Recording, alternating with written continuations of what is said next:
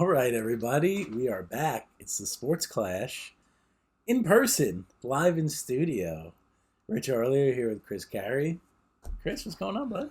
Not too much, man. Thanks for having me in studio. Super pumped to be doing this. Yeah, it's an exclusive studio. Not many invited here, but yeah, this was perfect time. We were hanging out for the 4th, and why not record? Hot dogs and podcasts, right?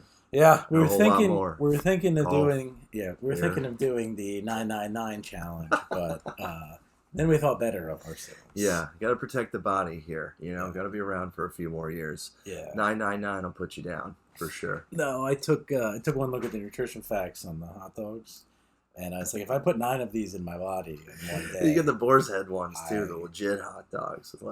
Yeah, they're the best. Yeah. Throw the sauerkraut on there, crushed it. Could you imagine 9 sauerkraut hot dogs just swimming in your? Yeah, I think we had 5 or 6 over the course of the weekend. But, that was enough. That was too much for me. Yeah, more than enough. But then a nice weekend, a hot one. We got a little golf in, so that was nice. Yep. Just nice to no holes in ones, but we'll try again next time. We played a little par 3 course. It's close to a hole in one. We were right there. Yeah, we almost had it. You had an epic putt at the end there that stopped on the lip for what was that, 5 seconds, and then Tiger Woods fell in. It was great. I might have jumped a little, but eventually it went in. The seismic event. Yeah, it was a good time, but it's been a while since we've been on and recorded, so I want to catch up on some things. I think while we're deep into baseball, that's the sport we love as always, but we've missed a lot of NBA offseason, a lot of big news, free agency, the draft. Huge news. It's all passed. So I got I'd say the 5 bigger topics, at least more relevant to us, relevant to the NBA. Obviously, as a Knicks fan, the number one, the Bridges trade with the Nets. Mikal Bridges coming to the Knicks, joining his Nova brethren, Brunson, Hart, DiVincenzo, Bridges, back together. It's almost too perfect of a fit. Yeah. They keep Anunoby, but the trade in of itself is just a ton of picks. And Bogdan. And I think they added Shake Milton in for money effect. He lost the Shake. Oh, no. Yeah. Well, I mean, if you're a Knicks fan last year, you probably didn't even really notice Bogdan all that much that often, so that's not that big of a deal. What really the big deal was losing a lot of picks and draft capital in the future to really open up a window for, I think, 2 years and a team-friendly contract with Bridges, back with his brothers, like he said. They get another host for their podcast to sit in with them. The roommates pod. Yeah, they keep Anunoby. They lose Hartenstein, but overall, this definitely makes them better. I think gives them, like you said, I think a 2-year window to go after the Celtics and, hopefully be able to re-sign some of the guys to extend that window. But, overall, I think they did a pretty damn good job this offseason of taking good to great with this trade. Yeah. I'm done with picks. We've had enough picks. We had a team that draft is bullshit anyway. Yeah, sorry. I'm going to jump all the way to good, bad, shitty right now. I mean, the NBA draft was I don't know. It's a weird watch for many reasons. We could talk about that more later if you want. Yeah, we'll kick that one down the road. But I mean, the Knicks needed to make this move. I think it's the perfect fit for them. You saw how kind of that perfect wing works in Tibbs' system, and now you have 2 of the best in Anunoby and Bridges on the same team. You pair them with a healthy Randall, who everybody seems to be forgetting. Was not a part of the playoff run last year, and if he was, if Anunoby never went down, it's tough to say it. And the Celtics obviously were looking unstoppable, but watching that team, seeing what they did with a healthy Anunoby all year once they got him. I think when Anunoby and Randall, the 12 games they played together, it was 11-1. They looked, it was the best I've seen the Knicks look. So to bring Bridges in, keep Anunoby, you basically, the only thing you end up losing, and we could go right into that one, is Isaiah Hartenstein to the Thunder. Steinstein, I don't know. Izzy, whatever you're going to call him. I Heart. To Oklahoma City Thunder, 3 years, $87 million. Good for him. I mean, he took center stage with Randall out, stepped up, and played like a premier center in the league, and now he's getting paid like one. So I'm happy for him. Sucks for the Knicks. I would have loved if he stayed paired with Mitchell Robinson, but now the Knicks need a backup center, and now the Thunder have a star center to go along with that young core. That's a big move for them. Yeah, no, Hardenstein to go inside while Chet Holmgren is stretching outside. It's definitely a great fit. Good for him. He, earned it, definitely. Yeah. I don't think many Knicks fans even really knew too much about him to start the year, and he kind of won him over. Kudos to Thibodeau. He kind of develops players more often than brings in stars. So this guy got developed in New York, and it's kind of sad they couldn't hang on to him, but huge for Oklahoma City. They're missing just a piece or two. This might be it. Yeah. And that run they had this year with SGA, Chet Holmgren, they're going to be decent. So, Hardenstein he's the lunch pail player. He's the lovable guy. He's the Lou Amundsen. Only talented. Only talented, exactly. Was that an NBA 2K17 reference or something? Every time Amundsen was on the court. That's a real lunch pail play. That was Hardenstein brought his lunch pail every day. And across from Mitchell Robinson, it was just like yin and yang. It was perfect. Hopefully bringing Randall back, that's not like a huge change to like what they have going on. He could kind of take away from it, but they couldn't keep Hardenstein. I think ultimately this is a loss that you just have to stomach, and good for Hardenstein. Yeah, good for him. Yeah. They got to find a center. I think a lot of the big names went already. Zach Edey. Should have traded up. Yeah, I wouldn't have minded it as much as I've shit on Edey. Could have got Flipkowski. Yeah, the draft was so weird. It's stupid. Anyway. Yep. Speaking of the draft, let's talk about this one piece, and that's LeBron James staying in LA and getting his son in the second round. Bronny James, they'll be playing together. I think for a second round pick, he got one of the biggest deals ever. 4 years, like $20 million, something. Not that much, but more than you usually get in that slot. This was all orchestrated by LeBron. They're together. I think a lot of people, and the familiar phrase to say is, Bronny James wouldn't even be drafted if he wasn't LeBron James' kid. You've probably seen him play basketball more than I have. What are your thoughts on Bronny and the move to go to LeBron? Yeah, no, in terms of him not being drafted, I kind of agree with that, but not because of his talent. He was a McDonald's All-American. He was a pretty decent recruit. He might not have been a draft pick, but after a year or two in college, maybe, how he developed his game. He's got a lot of good skills or whatever, but after the cardiac arrest, I don't think you see too many players get drafted into the NBA after a medical event like that, unless you're Bronny James. So, but it's definitely a cool moment. Excited for LeBron, excited to see how it works. I don't know if he's going to end up in the G League to start or what J.J. Redick and the new squad over there are going to do, but the Lakers had a good draft, bringing that in, keeping LeBron happy, making sure he stays there. That means Anthony Davis stays there. Yeah. And then they also did get Dalton Connect, too, who's a great shooter from the outside, too. So somebody who can be a small forward as well if they don't have Bronny or any production from Bronny. So we'll see how that goes. I saw but Connect is number 4, so they gave Connect 4. Yeah, that's great. Yeah. Dude, he was a great college player at Tennessee, SEC Player of the Year 2 years ago. He's fantastic. Can shoot from outside, and he's also got some size, too. But LeBron and Bronny, never been done before. Yeah. Kind of cool. Excited to see it. It's kind of like Griffey and Griffey. Yeah. That was a long time ago now. Yeah. No, it's funny. The league just was like, I was waiting for somebody to maybe jump in and be like, let's take LeBron. Take Bronny, hold his rights hostage, and then orchestrate some sort of sign and trade with the Lakers or something. Yeah. But no, kudos to the NBA. It's a cool storyline, and let's see how this goes. Yeah, good luck, it's going to be fun to watch. I mean, I don't think we need ESPN deep diving into everything Bronny does, but that's what we're going to get. That's already middle of baseball season.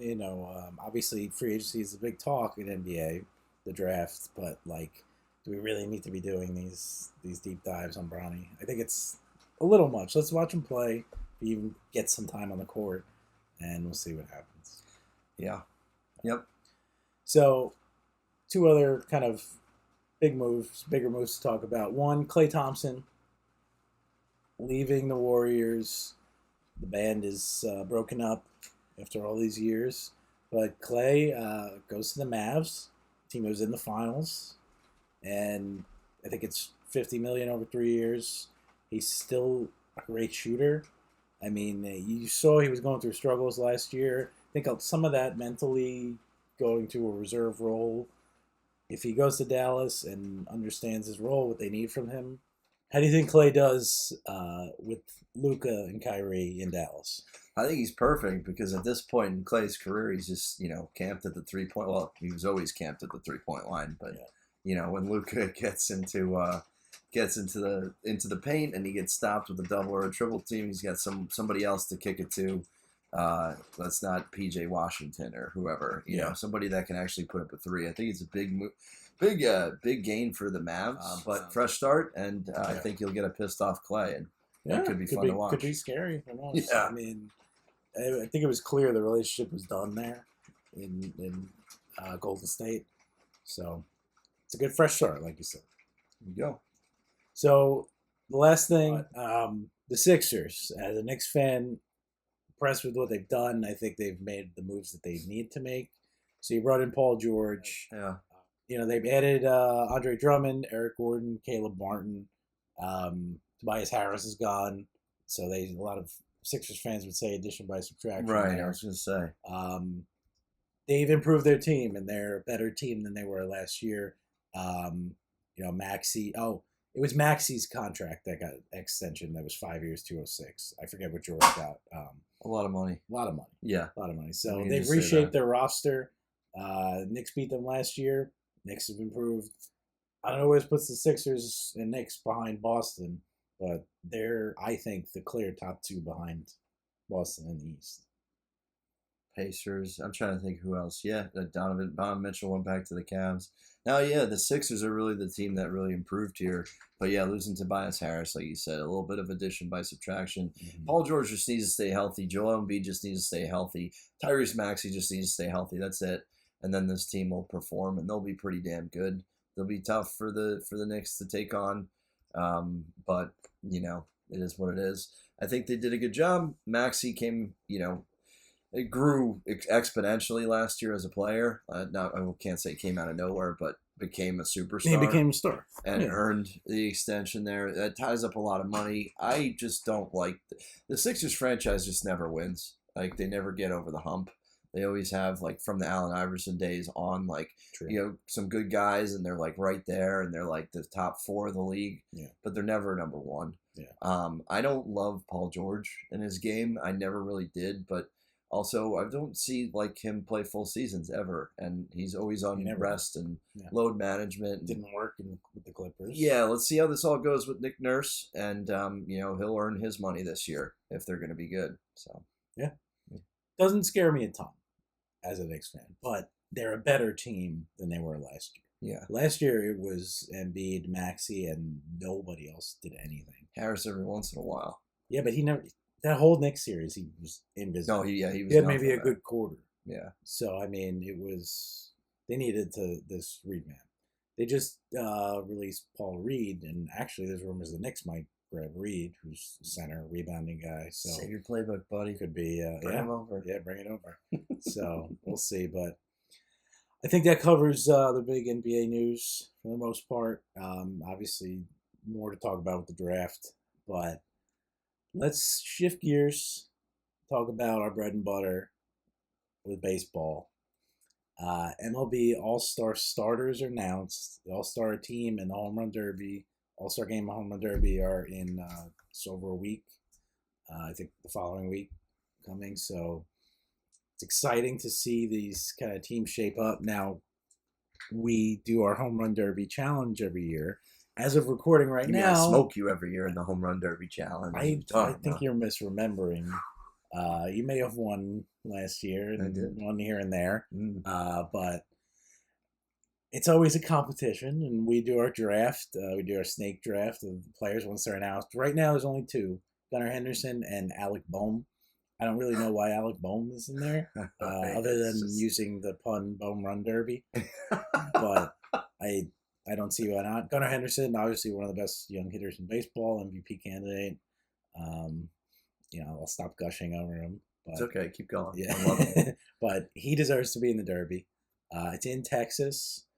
So we kind of expect Adelise probably to take part. I would say so. Yeah, unless there's, I don't know who else, maybe Seager, but. Yeah, maybe Seager. That's a good point. It could be him. Yeah. Could be. Has Simeon been in it before? Hasn't he been in it before? I feel like he has. Yeah. Maybe weird. when he was with the A's. But hopefully it's a Dulles. If it's going to be anybody from Texas. I imagine Alonso or Robert would be in it. Maybe Vladdy. Yeah. If he's healthy.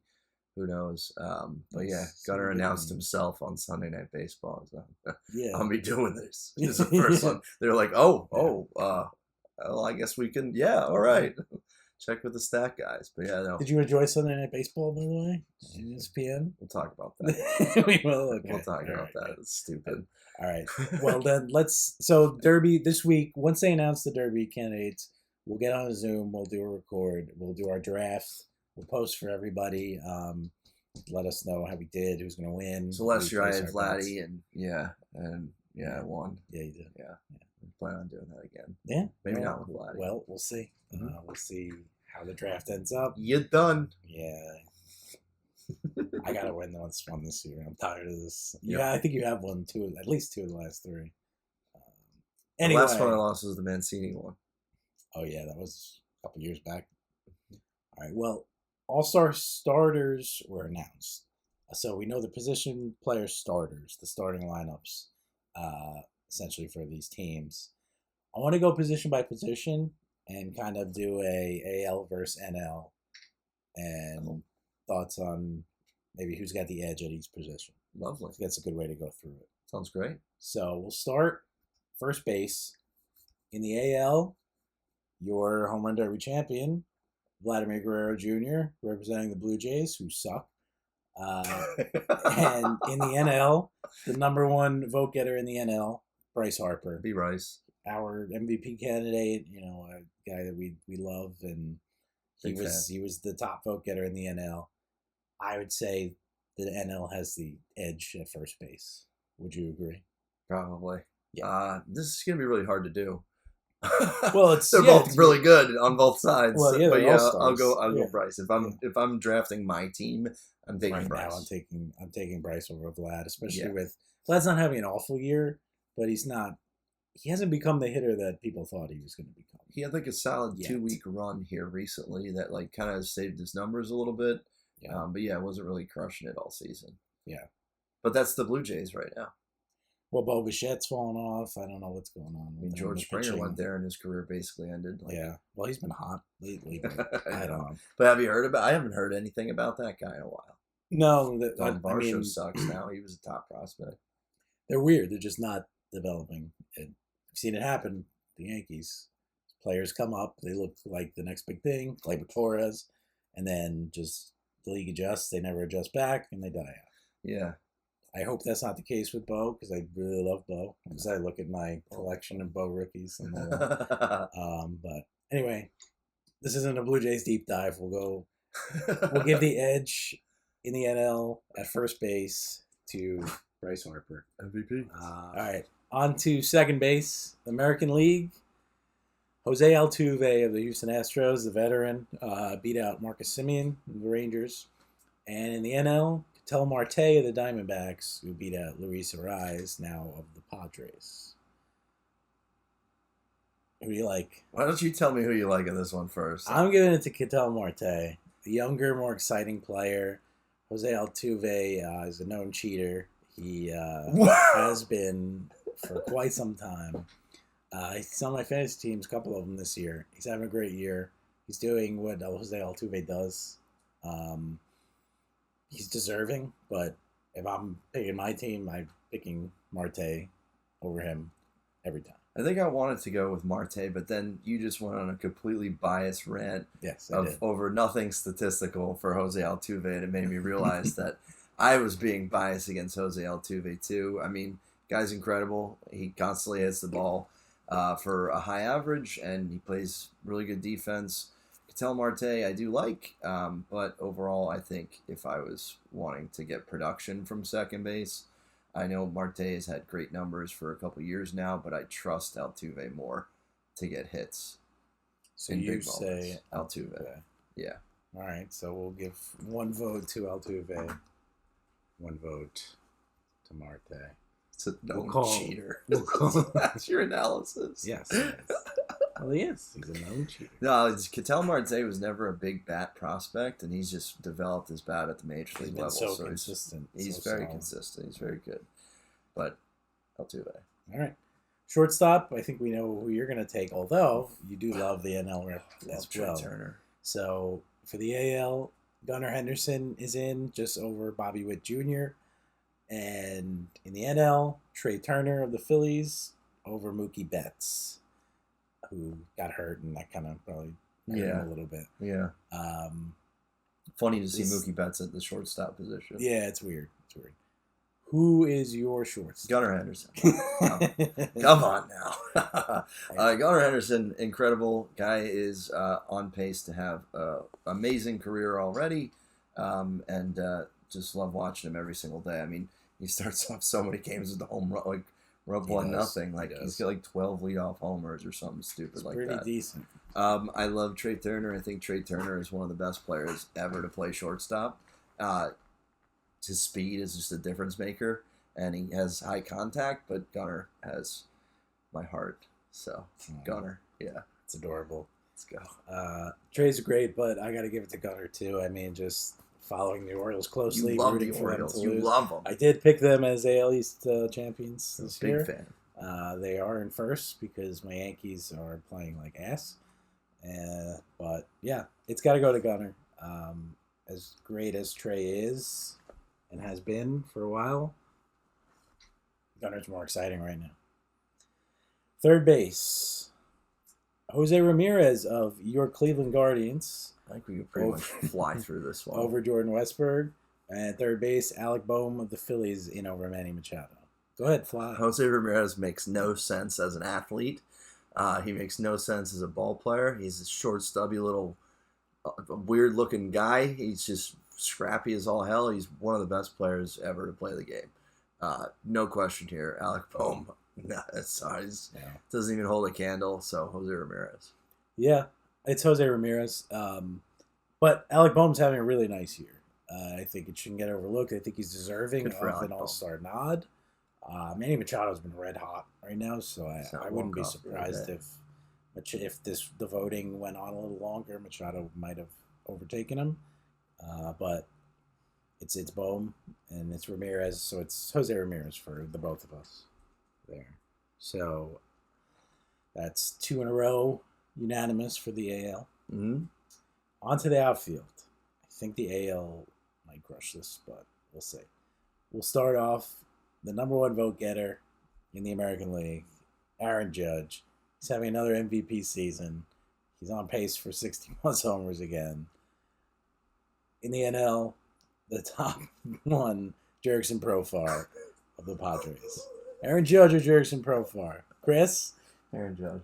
Who? Aaron Judge. Like, you speaking to the mic? I just want to... Aaron Judge. Aaron Judge. Aaron Judge.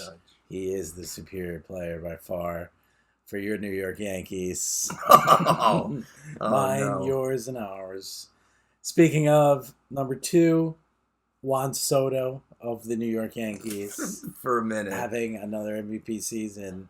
And that is up against Christian Yelich of the Milwaukee Brewers. Chris, Juan Soto of the New York Yankees or Christian Yelich? Juan Soto. What is it? Juan Soto. Juan Soto. Yeah. Beautiful. So 2 Yankees well deserving of All-Star nods. It's about the only 2 deserving at the moment in that shit show. But last, Heel maybe. Here's the guy, Steven Kwan, hitting almost 400 this year, coming out of nowhere.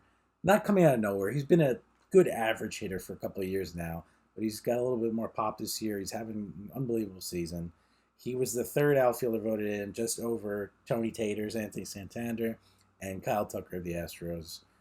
That's up against Fernando Tatis Jr. of the San Diego Padres, who just beat out Teoscar Hernandez of the Dodgers, Brandon Marsh, Nick Castellanos, more Phillies on there. But Tatis or Kwan? I don't think Tatis is playing in the All Star game. He's been hurt, but right. Well, he got the vote, so yeah. We'll compare the two. Talent-wise, I want Tatis all day, but kudos to the voters for getting the person who's probably most deserving of an All-Star nod in one of these slots. Because usually, like, you see fans just like, my team, whatever. Yeah. There's definitely not that many Guardians fans out there to have pushed Quan in, and people are recognizing what he's doing and seeing his stats and awarding him accordingly. So kudos to him. I mean, that's annoying. I don't want to see Stephen Kwan in my All-Star outfield. He's just boring and vanilla, but they got it right. He deserves it, and it's fantastic. 363. That's a good batting average. 950 OPS on top of it.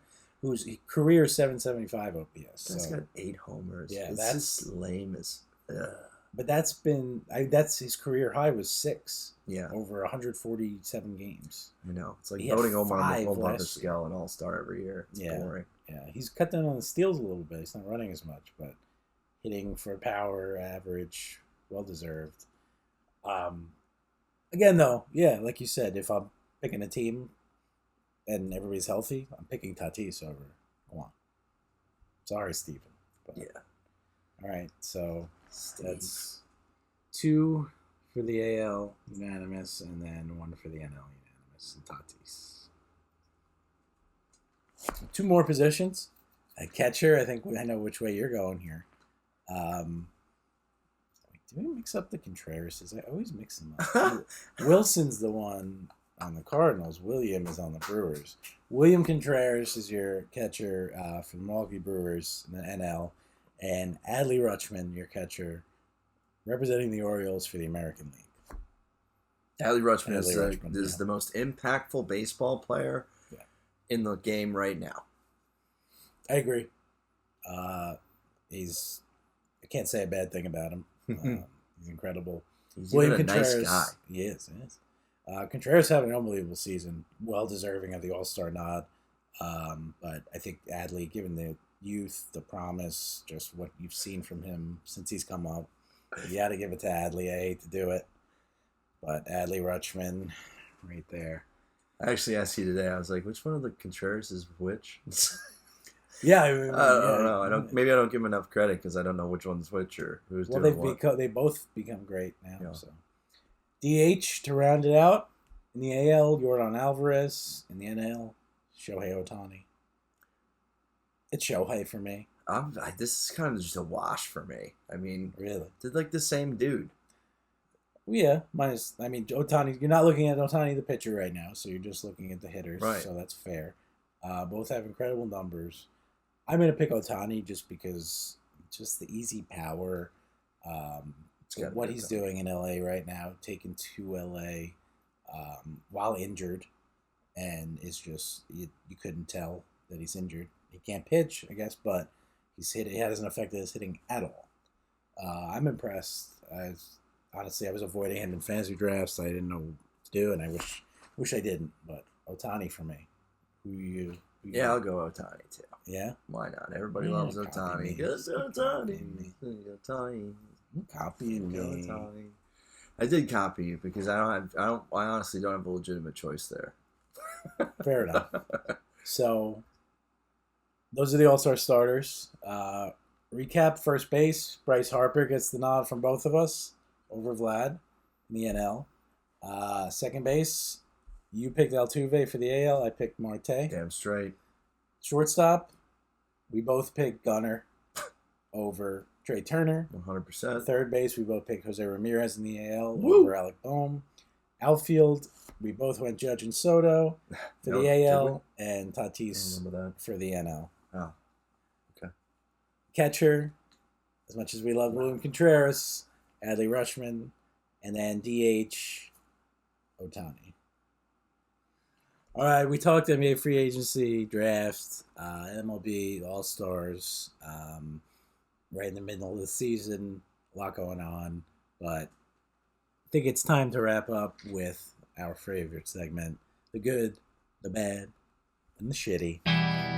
Chris, start us off. Who's your good?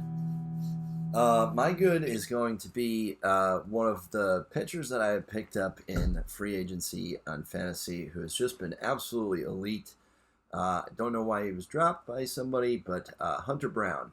Hunter Brown's been absolutely incredible after a really rocky start to the beginning of the year. 31 innings pitched with only one earned run in his last, I think, 5 or 6 starts. So pretty freaking impressive. The guy is, I think, 24 years old. He's super young, and he's out there wheeling and dealing, and he had a good start against the Orioles as well. So big fan of Hunter Brown, and he's my good. I don't like what the Astros are doing lately. What's that? Winning. Everything? Yeah, they're doing a lot. You don't like anything the Astros do? No, but they look dead in the like water. when the Astros wake up in the morning? I don't like how things are changing so much for baseball, where the start of the season, the Yankees were red hot, huge lead, and then the Red Sox and Astros were losing, and I'm like, it's a great year. You know, it's been pretty consistent, though. What's that? The Birds. The Birds have been. That's why I continue to bet on them often. You're probably maybe part of an emotional hedge too, but I do bet on them so that if they do win, it's money. Yay! I'm the king of the emotional hedge. Right. Who's your good? I'm gonna give my good to the Olympics. The Olympics. The Olympics. Olympics are starting up in a couple of weeks. We were just talking about this: Summer Olympics, Winter Olympics. We might prefer the winter a little bit, but summer you get swimming, you got gymnastics, you got baseball and golf in there. Beach volleyball. Beach volleyball. There's a lot of sports. Water polo, I was telling you about. Water polo. I mean, there's some sleepers in there. But it'll be exciting to watch the Olympics, as it always is. They have skateboarding still? I think they do. I think they still have that. Right? Tune in for some skateboarding. Yeah. But it's exciting to watch. Hopefully the U.S. Is well represented. We got to... Not to get in a whole diatribe about the country here, but we're gonna crush we're gonna crush gymnastics. We're gonna crush everything. Gotta crush it. The medal count. Get your medal count up. Yeah, get it up. USA. Let's go. So, we love the Olympics. Just call them Olympics. Olympics. All right, I'll move on to the negative, the bad, and I'm gonna go with my New York Yankees. They're pretty well deserving of a shitty, honestly, but I'm just gonna go bad here. Nice. I'm watching them currently playing the Red Sox. Red Sox just tied it up, so I got some just fresh anger, fuming through my body. I hate it. I don't know what they're doing. I think they're 5-15 in their last 20 games. That's very bad. They're still 18 games over 500 because of their start, but it's just, why does they keep doing this every year? It's a steep decline from get off to a hot start, get a little lead, and then all of a sudden we're falling apart.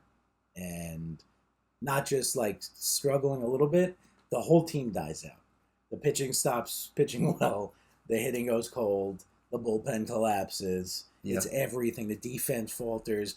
They fall apart as a team. And how does that happen? That's bad managing. And that's not having a leader on the bench. He's just their friend. He's a vibes guy. He's when things are going great, everybody's happy. Yeah. When things are going bad, you need to look to somebody to fix it. And Boone has not fixed anything. And it's now been consistent for, how long has he been managing this team now? Too long. Way too long. It's actually disgusting. I think it's 2018 now, so I mean it's been 7 years. I don't even know what year it is anymore. How many ejections too?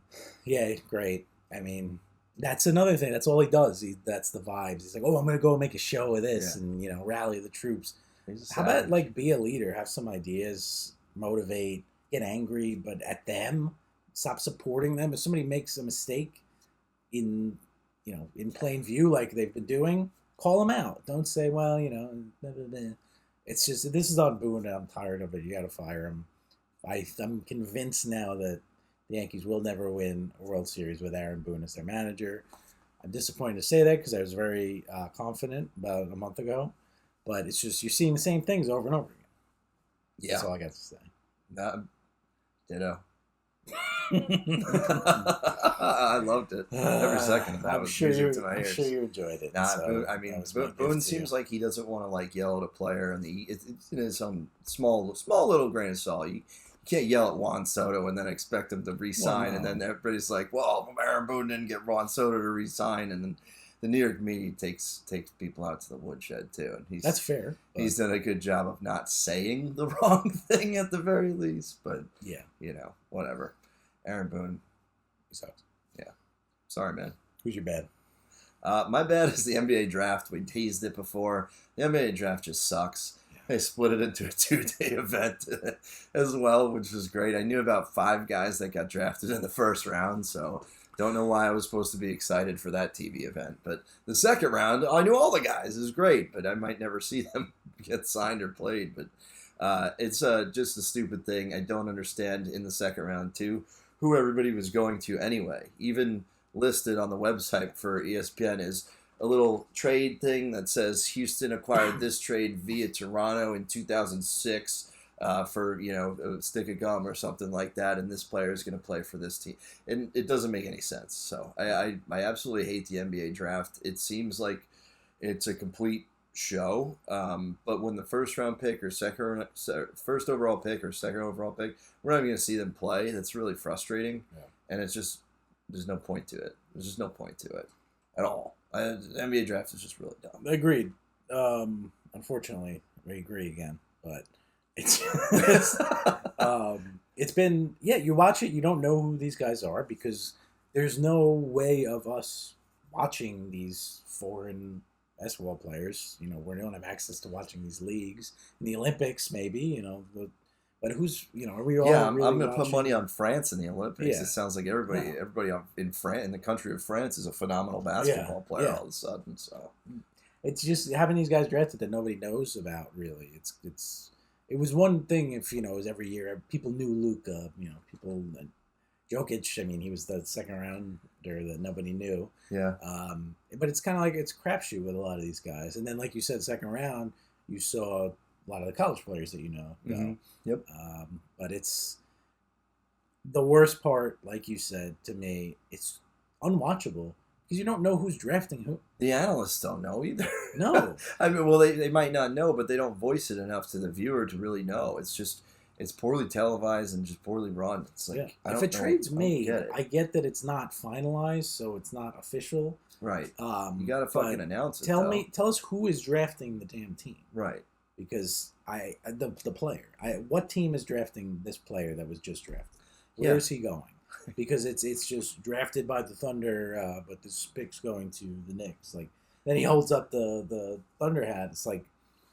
Yeah, that picture is like what you got the logo on there. I don't understand it. The moment of a draft is this player's going to this team. Boom, show it. Yeah. So I don't know why they can't just adjust it, but nope. Terrible. Bad. Poop. Now even worse. Who's your shit? Sunday Night Baseball and the broadcast that the Orioles were on. I was so pumped, man.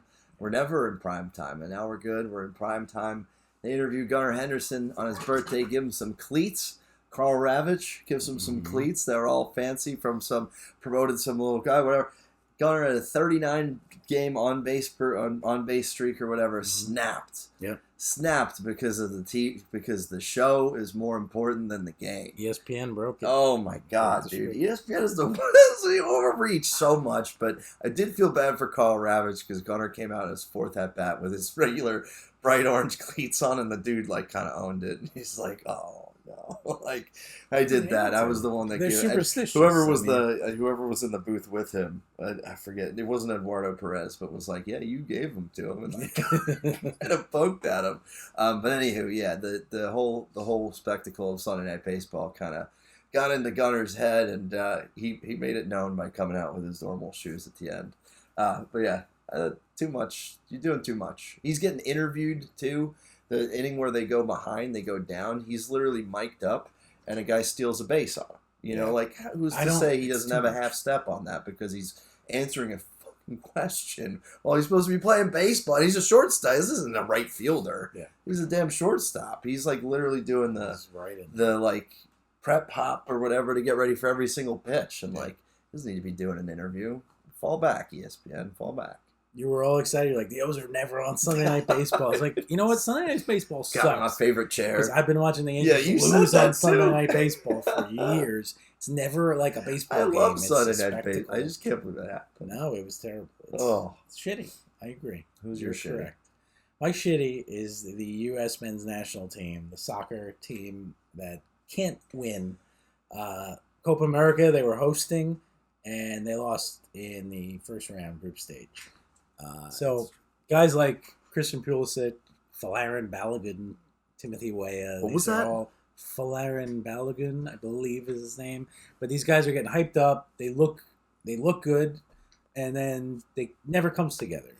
And that's on Gregg Berhalter, who some players have complained about. He had a whole rift with Gio Reyna. Was expected to be fired, came back to coach this garbage, and they're not doing anything. You got to bring in, now the rumors are everybody wants the U.S. team to throw all the possible money they can at Jurgen Klopp, who is Let's go. No longer in the Premier League as of right now. He's free. He's a guy who's been tied to the U.S. men's national team before. So I think that's the move to get him in. You get a real football manager there. And it's just they gotta change something, because it's just it's worse than it's been. These teams that are supposedly the golden years, I think they're calling it. These guys can't even hold a candle to Landon Donovan from back in the day. I mean, Landon was Michael Bradley, those guys. At least they had Tim Howard. Like they had these signature wins, and I haven't seen any of that from this team. So they're shitty. Yeah, the broadcast after the loss here was besides themselves. I mean, Alexi Lalas, Clint Dempsey, they're just disappointed. Like this is the groundwork that they had laid being kind of destroyed now with bad coaching. And you do have some good players like a Pulisic who has international appeal, and we should be good at soccer. Why the hell are we not good at soccer? I just don't get it. Like maybe we just start calling it football and then things change. But they need to make a change. I miss Jurgen Klinsmann from a long time ago. I thought those teams had the best chance to win in a long time, and we've just gone backwards from there. I mean, this is. I get Uruguay is like 4 stars in FIFA. They're decent. Yeah. But we're the United States of America. This is against Uruguay. It was a little more than unacceptable there. It seemed like when they announced that Bolivia scored during the game, we kind of like stopped playing and started and then Uruguay was like, let's just go for it. But it's something has to change, and it's got to be this Berhalter guy. I don't know much about it. But it's frustrating because soccer should be big in the United States, and it's getting bigger. But at the national level, we're just not really. We have no clout, and it's frustrating. No, that's frustrating. You want to see that. I mean, our big rival's been Mexico for a bit now, and it's like we should be beating them. Mexico's fallen off too. They were eliminated as well, but to lose to Panama was surprising, and then. Get eliminated by Uruguay. It's the Uruguayans. Those damn Uruguayans. Yeah. So, they're a bunch of biters. That's it. It's shitty. That's all it is. Yeah. That was the good, the bad, the shitty. Fun episode. Chris, do you got anything to close us out? No, man. Thanks for having me. Love doing this in person. Yeah. Follow us on SoBet. Rich been crushing it. Just kidding. We've both been crushing it. And thanks for watching. Thanks, bud. Yeah, follow us everywhere. We appreciate the support. YouTube, TikTok, Twitter, Facebook, Spotify, everywhere you can support us. We appreciate it. Thank you.